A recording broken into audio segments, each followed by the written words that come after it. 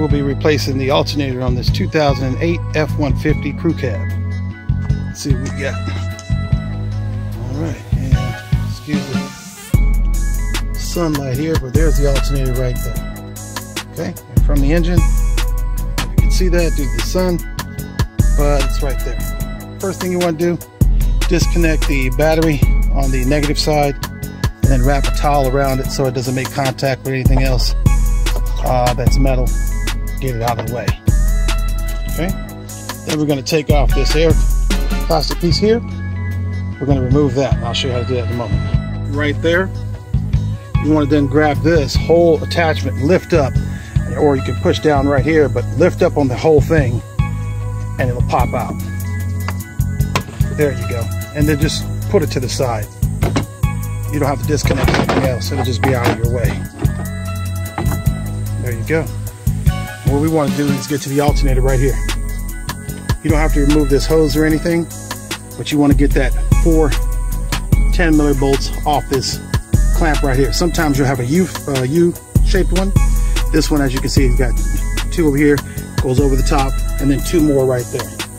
1 here, 1 right there, and 2 right here. Those 2 there. We're going to remove those and come back. It's below between the intake, air intake, and the radiator hose. You can't get it out. So there are 4, 2 on each side, 10mm bolts on the intake. You want to take those off on both sides, there and there, and then this lifts forward. Now you have full access to the alternator. That's all you have to do. First thing we're going to do is remove this cap cover, and that's the power from the battery going into the alternator. So we want to remove that off of there first. Remember, we tied off the ground, so you're not going to get shocked. Okay, do that first. It's a 10mm. On the back of this, on the bottom of this alternator, there are 2 more bolts that need to just be loosened. They're 10mm, and then this whole thing will come out. We already got this thing and get air intake disengaged. Once we loosen those up, take the belt off through the tensioner, we should have the alternator out. Should come right out, but it's being held on by this little clip right here that's holding this wire. We're going to go ahead and pull that out of there. So the clamp just comes right on out. There you are. Go ahead and set that up on top. That's what it looks like there. There we are. There's our alternator right there. Sorry for the bad lighting, folks, but I got a tip for you. 8-degree heat. So on the bottom of the alternator, there are 2 10mm bolts. They're down here. Okay, here's one. You can see it from right there. On those, you don't have to take them out. You're just going to loosen them up so that you can lift it right out. Okay, we're going to do that now. To loosen up, pull the belt off, but as you can see, I put a little bungee cord on there that holds the tension, and we lifted the alternator right out. All we have to do now is take off this clamp by pressing in on this side piece right here, as you can see right there. I want to press in on that while you remove it, and I'll do that while off camera, and we'll get that off. Make sure you have the exact same one. You want to count these off. Make sure you have the same amount on the pulley, and your things are in the same. Turn it over. Look at your this. They have the round one like I have here, and they have one they call the D-shaped one. See, it's rounded or rectangular. They have one. They sent me the one that was D-shaped. This one costs another $60, and they're all remanufactured in Mexico. But always check that before you go and try to put it back in. First thing we're going to do is snap this back into place. You want to hear that click. All right, then we're going to put it back in over those 2 screw bolts that we loosened, which are down here.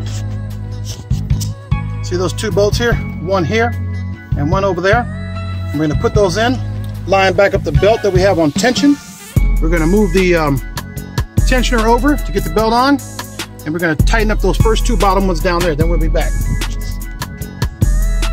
And I threw it down inside the bolt on the end, the square opening of the tensioner. Then I took an old broken torque wrench, slid it over it. As you can see, just slid it over the wrench, and when I go towards the car, the tensioner goes down. As you can see, that gives us the adjustment. What you don't see is on the belt here, I have taken a bungee cord, hooked it to the belt so it doesn't disrupt the tension on the serpentine belt, because I don't want to be trying to fidget around. Hopefully it'll hold it where it doesn't have to be routed all through the ins and outs of that thing down there. Okay, hope you guys are getting that with this 108-degree heat here in Arizona, but that's what I'm doing. Belts are all even. Belts are back on track. I've tightened up the 2 bottom screws on the bottom of that alternator, and I've also tightened up the screw and put it back on there. And I only put that those bottom 2 down to about 15-20 torque pounds, and that don't go all super tight on it. You want to crack that. You want to just put that on that one, screw back on, and then grab the little rubber gasket that's right here and cover it so it doesn't short out anything, as you can see. And then that part is done. All right, we'll go to the next phase. All right, this one here, and this one over here. Then we're going to snap this little piece back into the bracket like that. This one, and this one. Tighten those up, and we'll have one to put back on here, which will go into here, right here. All right. Before we tighten the battery, take the battery back, we're going to put the air back in, the air intake. So you're just going to take that, bring it over, line it up. But first, do a post check. Look for tools or anything that you got up in here that you want to make account for, that you got everything before you fire it up. Make sure you don't have anything loose, or make sure you check your belts. Everything looks tidy. You don't have anything hanging around. Everything's holding on good. Nothing you took off that you didn't check. And then put this in here, pop it right in. That's it. Then we have one bolt that goes and you screw that in there, tighten it down, do another check, connect your battery, fire it up.